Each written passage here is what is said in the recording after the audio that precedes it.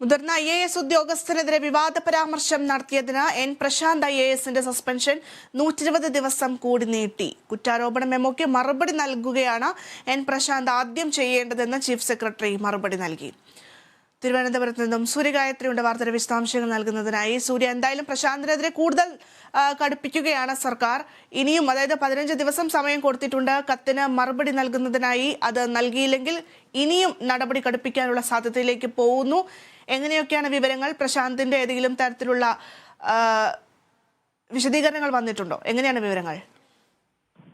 Bhadra review കമ്മിറ്റിയുടെ ശുപാർശയുടെ അടിസ്ഥാനത്തിലാണ് Prashant IASന്റെ suspension 120 ദിവസം കൂടി നീട്ടിയിരിക്കുന്നത്.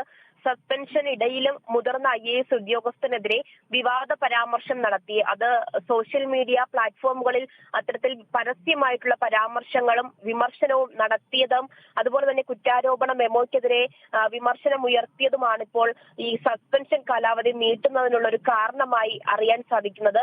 മെമ്മോയ്ക്ക് മറുപടി നൽകുന്നതിന് പകരം മറു ചോദ്യങ്ങൾ ചീഫ് സെക്രട്ടറിയോട് ഉയർത്തുകയാണ് പ്രശാന്ത് ചെയ്തിട്ടുണ്ടായിരുന്നത്.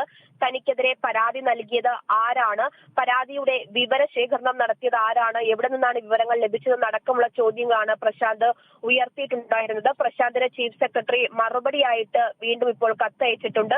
കുറ്റാരോപണ മെമ്മോയ്ക്ക് മറുപടി നൽകുകയാണ് ആദ്യം ചെയ്യേണ്ടതെന്നും അതിനുശേഷം ചീഫ് സെക്രട്ടറിയുടെ ഓഫീസിൽ വന്ന് തന്നെ എന്ത് രേഖകളായാലും പരിശോധിക്കാമെന്നുമാണ് കത്തിൽ പറയുന്നത്.